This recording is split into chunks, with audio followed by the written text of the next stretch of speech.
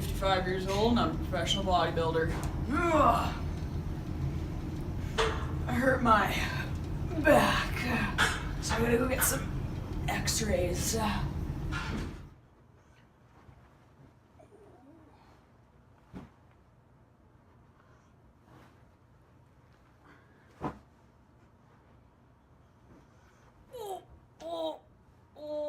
Me back.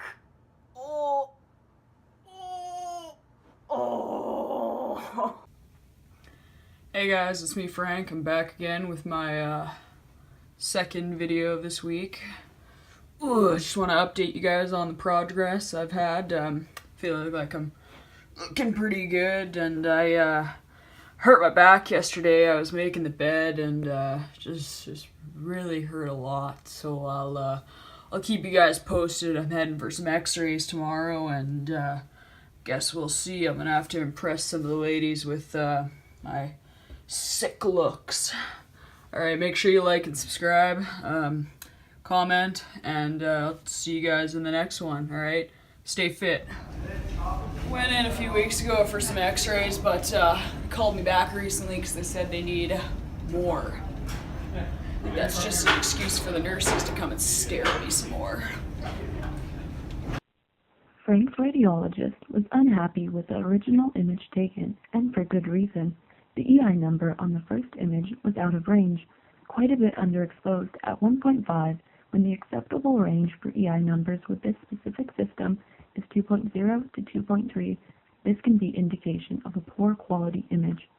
Here we have Frank's original x-ray. We just had a lateral T-spine done, just a regular T-spine, and there's just nothing well demonstrated in the area of interest. It's way too bright. Even like playing with the window level and window width, I can't see anything I need to make a diagnosis. So we're sending him in for a lateral swimmers at an entirely different clinic because of the problems he had at the other one.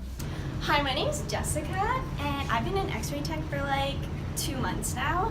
And yeah, Frank is easily the hottest guy I've ever had to x-ray. Okay, well, tell us how it went the first time Frank came into the x-ray department.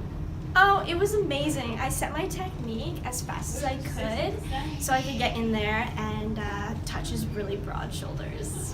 Okay, well, can you tell us a bit about the projection you did? Yeah, I did a lateral T-spine, and I set my technique something like, I think 90 kV and like 40 MAS. Our new tech can use information about the old unusable image to determine what she needs to do to make her image diagnostic. We'll see what changes she makes to the techniques and anything else she can possibly do to make the image better. With the lateral swimmer's projection, Frank's spine is a fair distance away from the image receptor, which leads to magnification and subsequent loss of detail. The arm nearest the detector is raised above his head to prevent that humerus from being superimposed over our area of interest.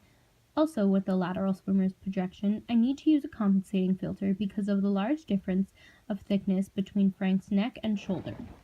This filter will attenuate part of the beam that would be passing through Frank's neck and prevent overexposure of the area.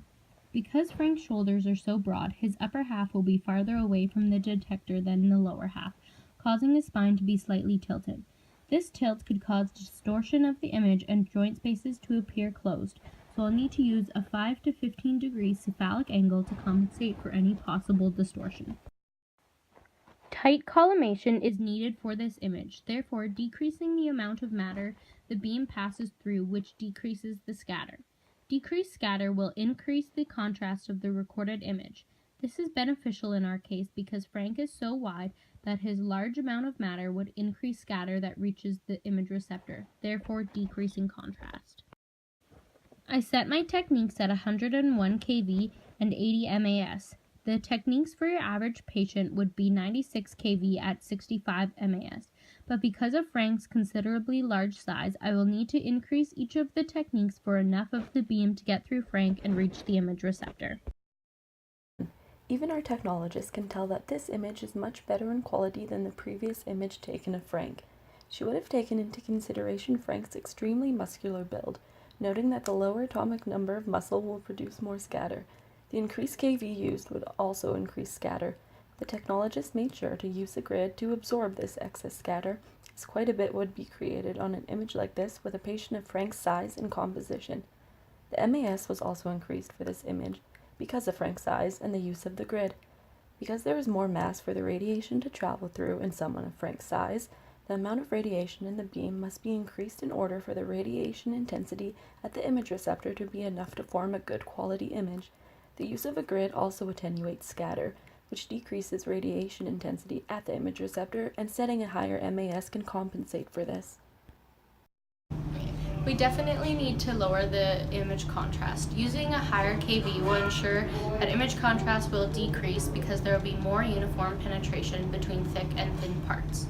As well, the wider range of photons, the greater ability of the photons to penetrate tissues. This will lead to a wider range of exposures on the image receptor and will lower our image contrast.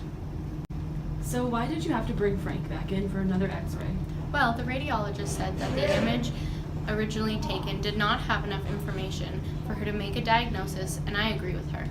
I was looking at the old image and I noticed there was a very high contrast and it is hard to differentiate between the adjacent structures. So how are you going to fix this? By looking at Frank, because he is very muscular, he will produce more scatter due to more matter. By having an increased body thickness, it will decrease the differential between adjacent X-ray beam intensities at the image receptor. I'll be using a grid to absorb excess scatter at the image receptor. The radiologist is much happier with this image. Despite having factors that could decrease spatial resolution, the use of good techniques and positioning, along with equipment like the grid and compensating filter, led us to have a diagnostic image with good detail. This image requires a large focal spot, which increases penumbra and therefore decreases detail.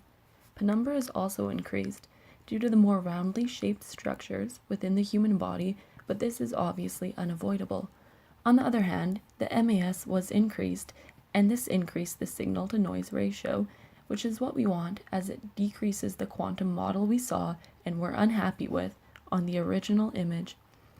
Being in a CR room, the thin but highly concentrated layer of phosphor crystals on the image receptor will increase resolution. Post-processing may also be used to increase visibility of detail of the image, but this will be done by the radiologist if necessary, as she will adjust it in a way that best suits her vision. With the patient and equipment she was given, our technologist has made a great image that the radiologist can then use to make a diagnosis. We can only hope that her findings will lead to Frank getting the information he needs to fix his back pain and resume his life of professional bodybuilding. Our new image has an EI within range at 2.1. Even our technologist can tell that this image is much better in quality than the previous image taken of Frank.